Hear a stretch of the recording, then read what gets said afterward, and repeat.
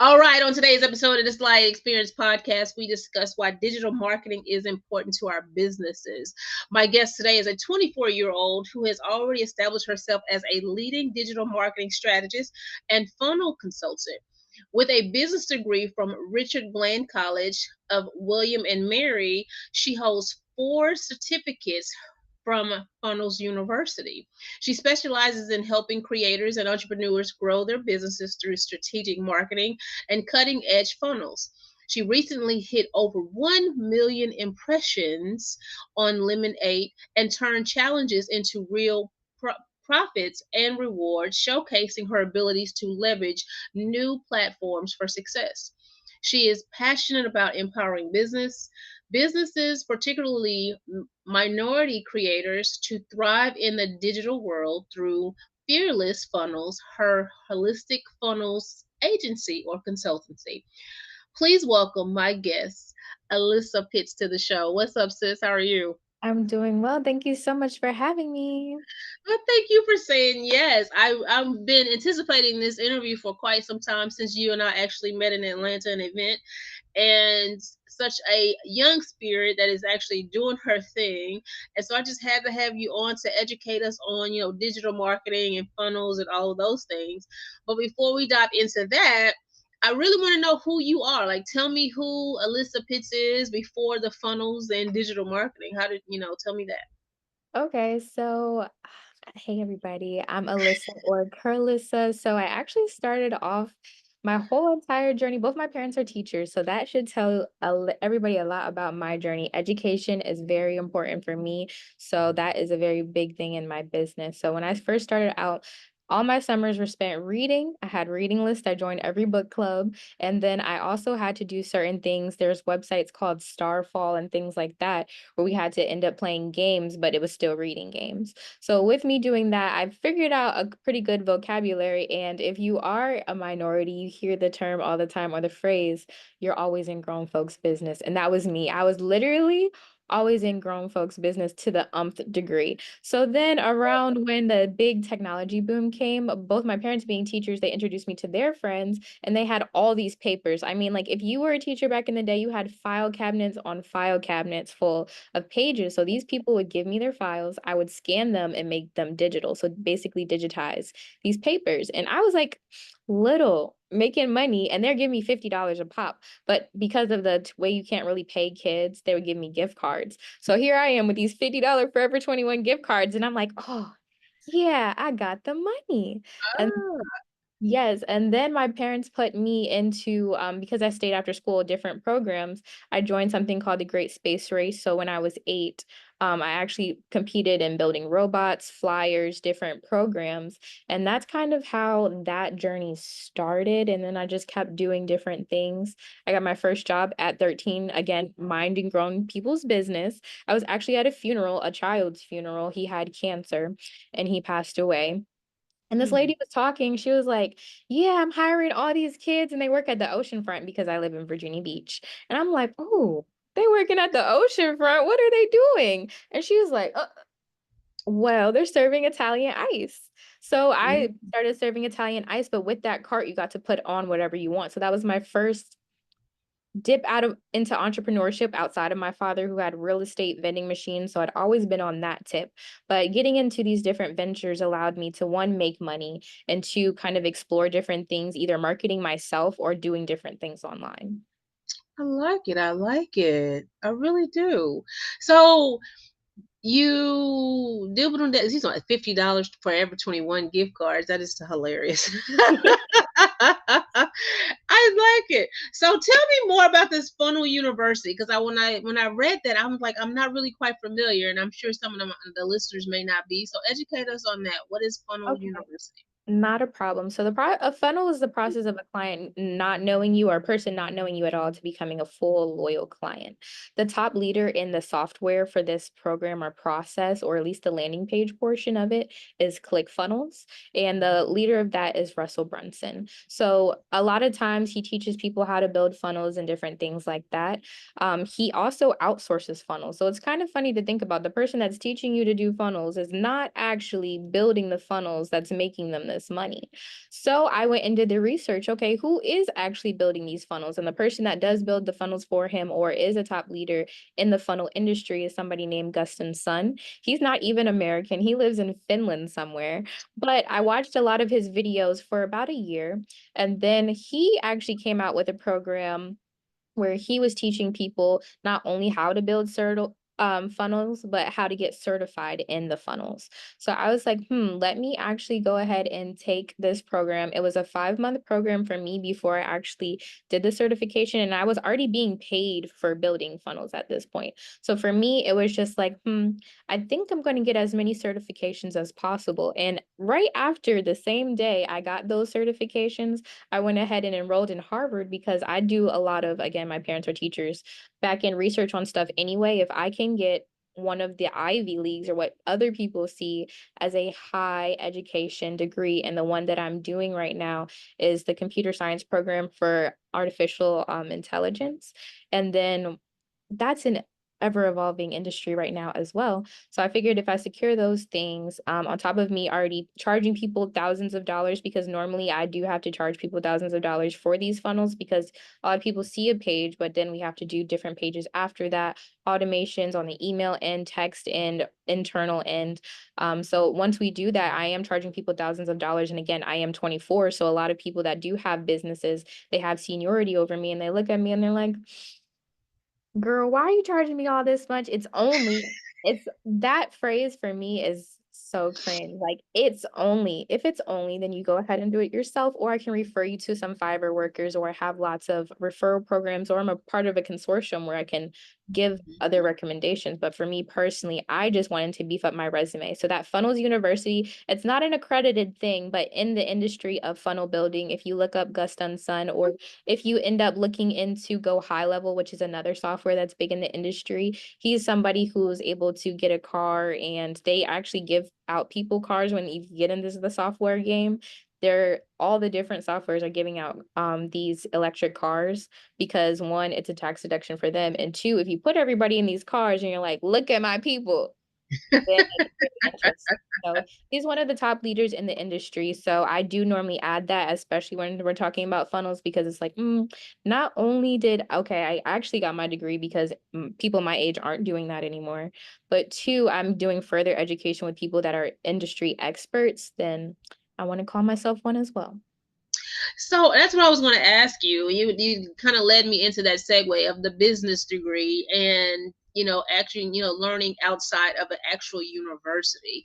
So why pursuing? Why do you feel like a lot of young people are pursuing? I can say untraditional education, I guess, if you will.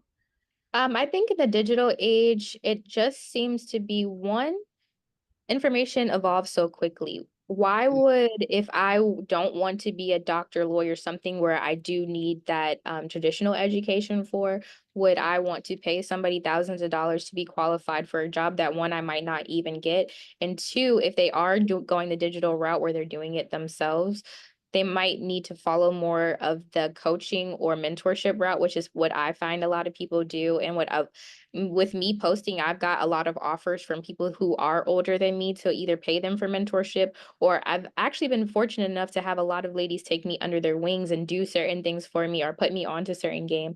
But that is the route that they choose to go to, because honestly, from a financial perspective, it makes sense. And then two, when you ask a lot of older people, did it actually work for them? One is the job that they currently hold in the industry that they got the degree that they have in. And then two, did they either switch or have any change of heart? A lot of times you do find that they do say, I'm not sure. But a lot of them do that, miss that education, say that they wish they had that education. So it's kind of a two-sided coin when you look at it. And it really just comes down to what you think. But then again, we are looking at the American perspective.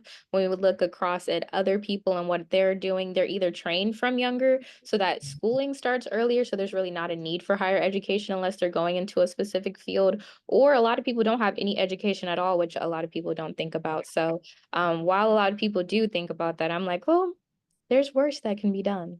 That's worse. That's true. That's true. I have 4 degrees, by the way.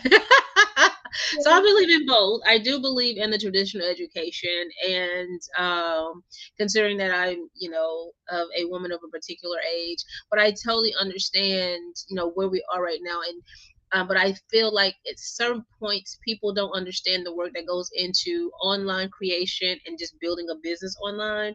You still have to have some type of connection. You have to still know how to communicate. You know how to serve people, and and not only that, just know who you are. And I think going to a university or college or 4-year trade, whatever, a trade school, just getting to know who you are first can help, because if there's no relatability, or you can't understand why serving and service is important, you're not going to be successful in it. It's going not right away. You're going to hit your head. So, but I'm glad you shared that. So thank you for sharing that. Let me ask you this question, because you said, "Oh yeah, I'm only 24 and I charge, thousands of dollars." Were you always charging thousands of dollars before, outside of the $50 gift cards? So No. were you always charging that?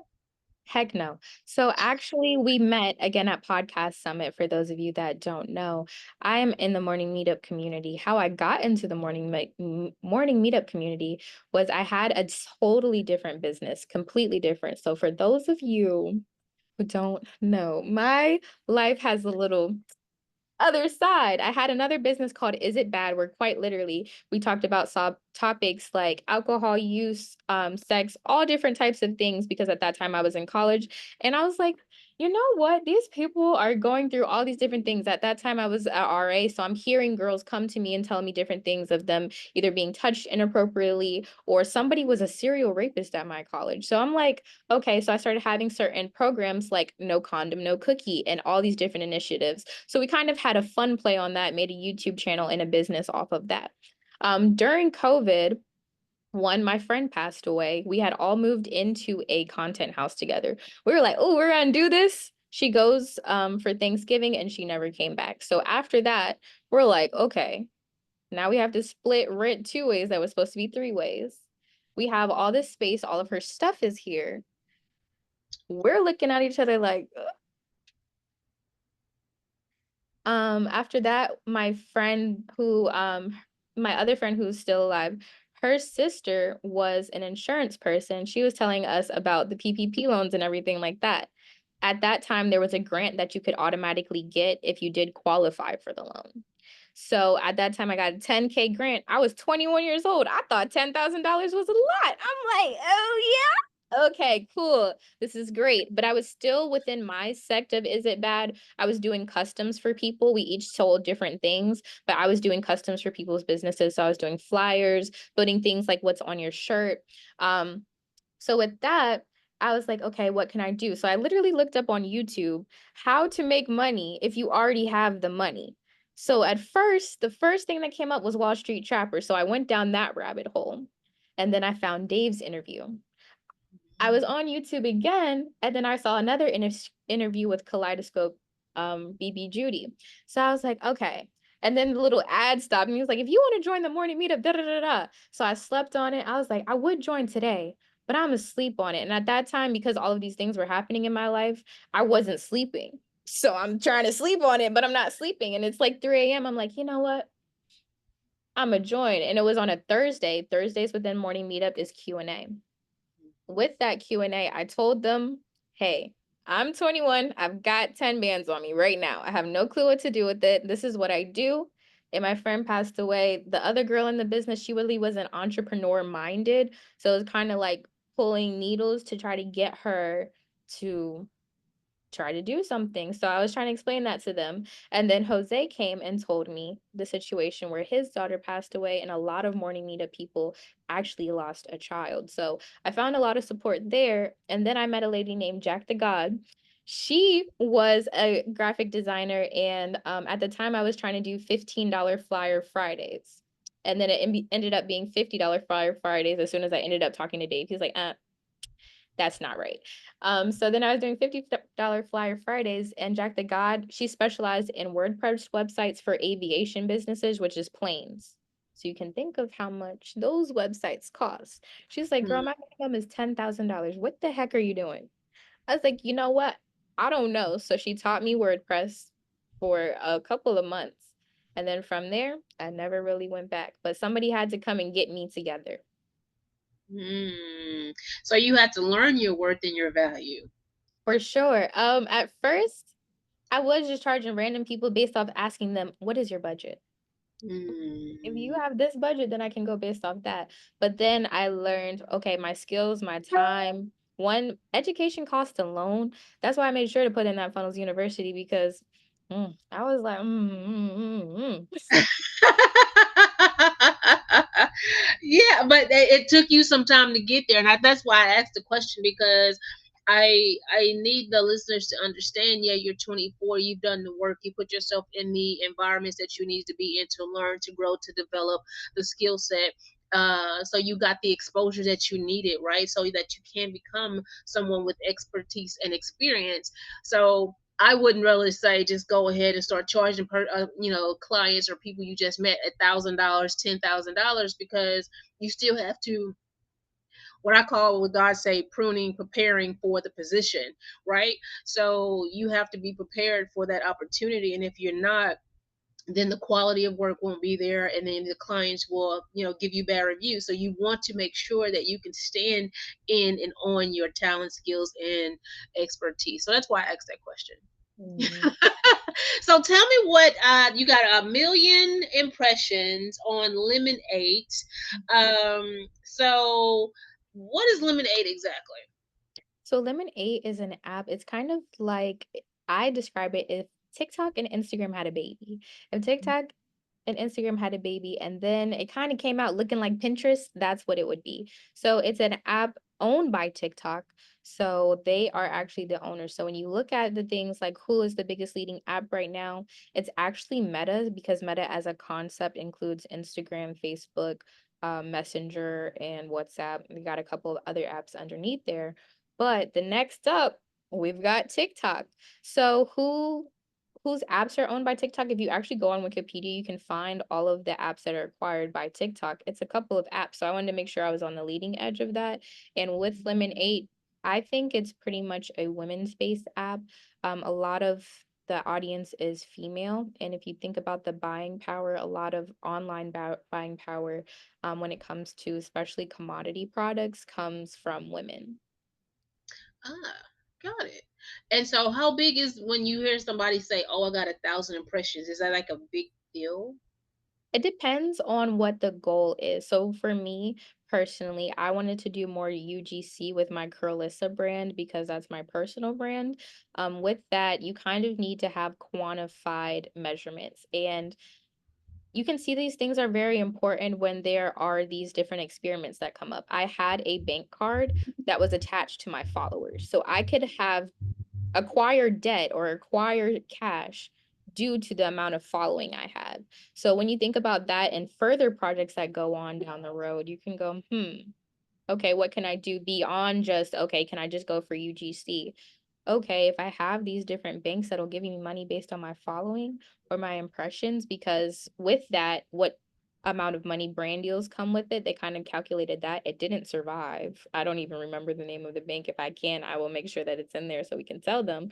But certain things like that exist as well as creator funds. So once you do have a certain amount of followers and impressions, you can qualify for creator funds for different apps. So TikTok has a creator fund where they actually pay you for posting based on the impressions that you get, not on the amount of followers, but on the amount of impressions. I also am a paid creator on Instagram and Facebook. It's not based on followers, it's based on impressions, and the impressions come in the form of views, likes, comments, saves. All of these things make your impressions go up, but you can essentially be paid for these things. Okay, okay. Well, thank you. That because I was like, I to be honest with you, I've never used Lumen. Fairly new app. It came out in 2023 or gained popularity in 2023. It went through a couple of different phases, but when it comes to apps, that's how it is as well. Like TikTok was Musically before, and then it was Vine, like it went through a couple different phases before it got there. But Lemonade is fairly new, which is why I make sure that I tell people about it, because a lot of us do have businesses that cater to females or target females. And if there's an app where it's solely females or feminine based people, then why not be on that platform as opposed to a platform that's not really working? That when I was a social media manager, because that's kind of what the first thing that I charged a whole lot of money for, or got a whole lot of notable clients for, was being a social media manager. The first thing that I had to do was pop people's bubble on this qualification call and tell them, like, hey, just to let you know, Instagram is not the best platform to be on, because a lot of times when people come, they're just like, oh, I need an Instagram person. I'm like, well, who are you targeting? And they're like, oh, I'm targeting 32-year-old men. And I'm like, that's really not the best platform for you. So off of those certain things, I ended up creating a few AI bots that could tell people exactly who their target audience is and what platform they should be on. But certain things like that is like why I think Lemonade is important, because if you're looking for females who like to consume, and this platform is a lot more personable, it's not a whole lot of selling up there. So if you were to be on that content, you would have to do a lot of personal content. I like this product because I'm using this app because this made me money and I want to help you do that too, versus, hey, this is this. Da, da, da. Like it's not that same type of vibe. So that's why it's very notable, because it had to be a lot of give and take with that. And with that, I'm still right now under 8,000 followers. So 1 million impressions with under 8,000 followers is pretty interesting. Yeah, I get it. You're doing your thing. I see it. I see it. If you heard what she said and how she said what she said, it's kind of a gem. So you want to think about what audiences, who is your target audience, and what is it that, what platforms we are using in our businesses, because it's important if you're trying to actually gain clients and scale and grow your business. So that was something that she did say without actually saying what she said. So let's talk about digital marketing. Yeah. um what is digital marketing? Why is it like a huge thing? And yeah, I don't want a loaded question, but yeah, break down the digital marketing as an expert. And why is it important right now in 2024 in online business? So digital marketing is using the digital platform. It's more mainly the online platform, but it can take forms, and other things like digital ads still kind of fall under that. Billboard ads still kind of fall under that if they are the digital kind.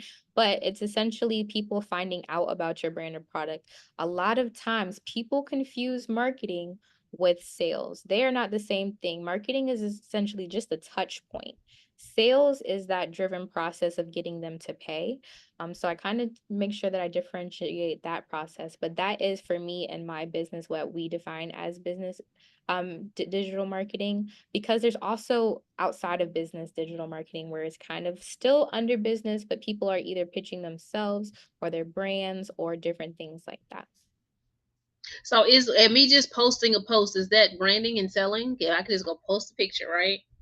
It depends. You can, and it just depends on what message you're trying to convey. Everything is branding, but it depends on the message that you're trying to convey and the message that it conveys. A lot of times people do a lot of different branding and they think, okay, I'm gonna post this picture because this is a good picture that I took and I know my audience wants to see it. And a lot of times, because I do tend to work with either an older audience or just an older audience than me, they do things and it's a common reoccurrence. Boom, I'm looking at their Instagram, we're doing a little audit, and we're looking, okay, your kids are here. This is your kids laying in the bed. What was that? Why did you do that? Because it was a good picture and we had just read a book. Okay, but the comment says, I love CC, good night. Yes, you know that. I don't know that as your audience. So a lot of times people post for themselves, but if you're a brand, and you're thinking of whatever action you want them to take, what is that action? Is that message that you're sending out portraying that action? That's the question. So everything is branding yourself, but what is it branding yourself as to who is the question? So what I hear you say is don't be just posting your family and friends if you're trying to actually do beauty and wellness. And you absolutely can, but it again comes down to the framing. the captions, everything around that image, or whatever you're sending out. Because as a wellness brand, you could absolutely be posting your kids because that's a part of your wholeness and your wellness. But if you're just randomly doing it, and there's a place and a time for everything, that same message is portrayed differently on a story than a full-blown post that's been up here for 63 weeks. I got it. So tell me, who is your ideal client? Like, considering that you are an expert in funnels and you do digital marketing, who is your ideal client? So my ideal client, I have a couple. We'll go with the main one for Fearless Funnels. Her name is Alexis. She's an older woman. She's not quite the peak of old. I won't say that. Wait a But minute, hold up. Pick them all. Tell me more. not, her knees still work. Her knees still works. Her knees still work. She knows how to log on to Zoom. She doesn't know quite how to do the back end, and she's at the point of scaling. So Alexis, she's around 60. Now, if you're over 60, don't. I'm sorry. But we have a whole brand for that too. So I'm working on framing my word for elders and seniors. We have a brand called Tech Turtles where we actually target those people because those people, one, can't do simple things like open their email. And then oftentimes they have to call their their grandkids, and they're in school bothering them in their day. So we do have a whole lane of that. So that's why my brain is just on the word old. I'm so sorry, y'all. But anyway, we're if gonna that we're gonna helps, work on that verbiage right there. we're working on the branding. It's front on the brain. I am so anyway, so Alexis, she's a little bit older. She has an established business. With most of those people, they don't have the full online capacity yet, or if they do, they're looking to expand into some deeper things. We normally start off with an Alexis with a funnel, or she wants to work on her social media. Most of the time, Alexis wants a social media for her personal brand because she sees all these people on YouTube doing it and she wants to do it too. But then we end up dipping into different things like automation. We dip into different things like actual onboarding, her processes behind the scenes. A lot of times she'll actually book me for VR things if we have in person. Um, Alexis, she might have an online and an in-person business. So we do a lot of VR work, but that ends up being most of my clients. It ends up being somebody between the age of 40 to 60 who has an established business. It is a minority female. She has about 100 to 200 employees. And at this point, we're working on streamlining both the external lead process and the internal hiring process. So what does your client actually need? Because I mean, even your ideal client, something sometimes in a business they may or may not have. So what are some things as a digital marketer, a marketing expert, what do you feel like they need to come to you with already having completed before you actually work with them? So I actually have a qualifying kind of thing that I do with people most of the time. On my fearlessfunnels.com page where people would book a just regular point out 15-minute qualification call, I do a lot of framing there. I don't do consultations for free. To me, a consult would come with a full assessment for your business, and my consults are a paid fee. The qualification call is for you to see if you like me and me to see if I can work with you, because a lot of times as service providers, we're just looking, okay, where's the money? Where's the money? Where's the money? But I have to see if this person even is the right person for me, because I'm about to make a post on red flags for clients because I've found a lot of red flags and clients. But they have to normally start at making 10K a month, because if I'm charging you $5,000 for a funnel, I don't want you to look at me for your revenue. That's normally not what I try to frame people and tell them I'm the marketing touch point. I can touch them as many times as possible, but I'm not a salesperson. If you want a sales expert, that normally comes in the form of somebody that does phone calls. It normally comes in the form of people that do video calls or have that in-person touch point. Even email marketing is email marketing. It's not normally email sales. So that's normally what I tell people on that side of things. She said she has to like you. That's the same time I've heard that. Someone I just interviewed, she said the exact same thing. It has to be a relationship building experience. Meaning, if you feel the vibe, let's roll. If not, then thank you for the drink and the call, we gotta go. I've fired clients before. I've absolutely fired clients before because a lot of times, a lot of people say that they're taking a gamble of me on me because of my age. But when you're coming to me for marketing and you're not already an established business who has kind of the simple things like branding together, messaging, your target audience, then I'm taking a risk on you at this time. I'm putting my time into it. And that's why I had to actually change my messaging from businesses, and a lot of people do this, everybody, I can take everybody to scaling businesses because I have to make sure you have that infrastructure for me. I know what I need in your time. I know what I need in me creating a good output. And if you don't even have the time to even communicate with me, then I can't work with you. If you think that because what I do to you is a small task or can just be done, then I'm going to have to part ways with you because just go get somebody else to do it. Yeah. So they need to already be established. You have to have an email list. You have to already know that you're ready to actually scale and grow your business before contacting you. Is that what I hear you say? Not necessarily the email list factor because there are a lot of things within certain businesses that is that thing that makes them thrive. For some people, it is that email list. For some people, they have made hundreds of millions of dollars and they don't have an email list at all. So I wouldn't really say that. It's just if you're coming to me for a set service, do you have the things that are needed for that service? For example, if you say, I want to come to you and have a webinar, I want to have a webinar funnel. What is your webinar about? Who is your webinar going out to? Is your webinar being a free webinar, a paid webinar?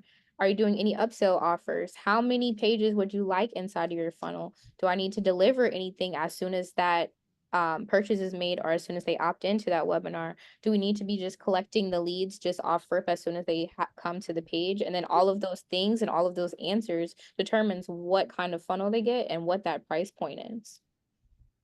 So I noticed that you work with a very because I a salesperson. I actually met him back in 2017 at another event of one of my mentors, and so he was like raving about you, right? And he was like, "Yeah, I think it was like we only had 3 weeks to get this together." And you did this funnel for him, and he was saying how much success he had. So, can you tell us what the percentage was for that? Yeah, so that client was Alistair. I actually have a whole entire episode. So at Podcast Summit, I interviewed 14 of my clients. So that can tell you in a room full of people, I was able to interview 14 people who were either paid clients or I got voluntold for some people through one of my clients, Auntie Shaky. But I was able to figure out between coaching and actual services as well as classes, what my clients liked. And for him, we were able to he paid me a certain price and he 10x, so like that whole 10x thing, he actually 10x what he did because not only did we make his was a webinar funnel, it was actually a summit funnel. For him, he had a 3-day summit. It was free to join, but he had a $49 VIP offer. With that VIP offer, you had an extra day. And then from there, he sold his coaching program. So he said from the first couple of days, he got 16 people into his coaching program. And from there, that was like the total goal.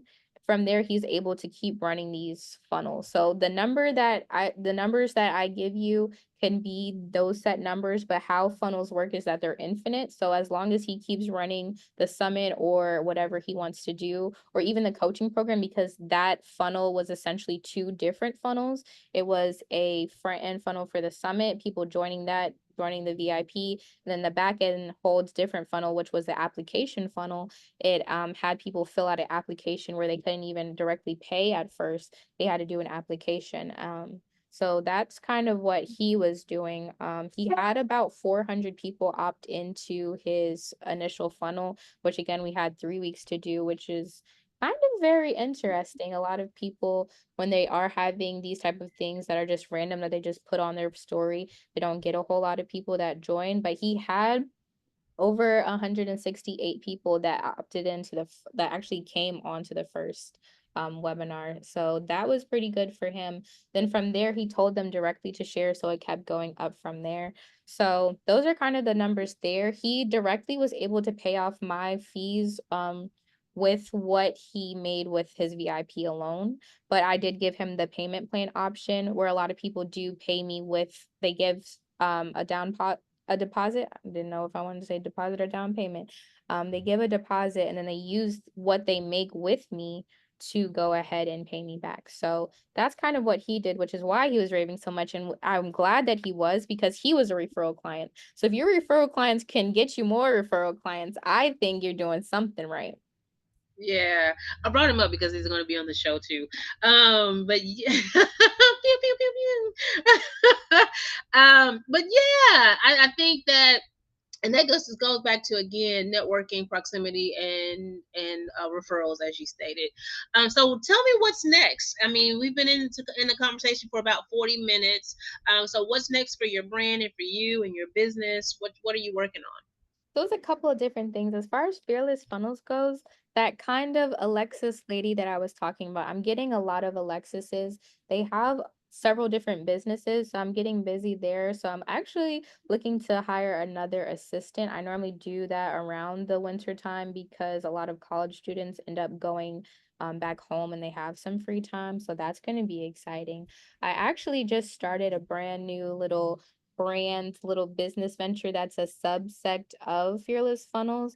A lot of stuff that I do with my personal brand, girls don't even want to make a business, but they need to make money.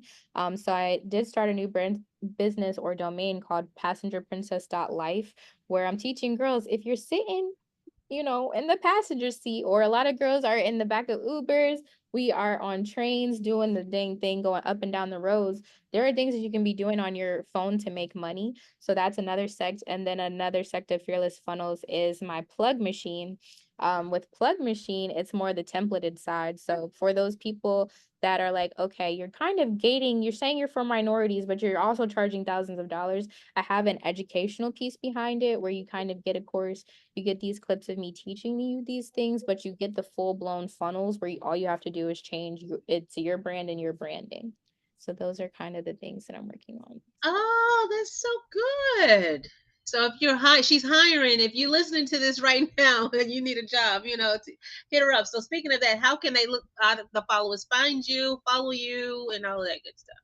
All right. So most of my social medias are Carlissa. If you want to have a meeting with me directly, we can have a qualification call. You can go to fearlessfunnels.com. If you needed any of those resources, those websites we mentioned a little bit earlier, but all of my plugs are pretty much the same, Carlissa. I stay pretty consistent. So if you need any help, I have the free tips on all of the socials already. I always tell people when you're sitting down and eating, I give them eating homework or pooping homework. You can go ahead and watch some of my videos. That is so great. Well, thank you so much for being a great guest today. This has been another great episode of the Slight Ed Experience podcast, where successors lead you through education and determination. I am your host. And remember, take some time out to educate yourself. And you guys have a great one.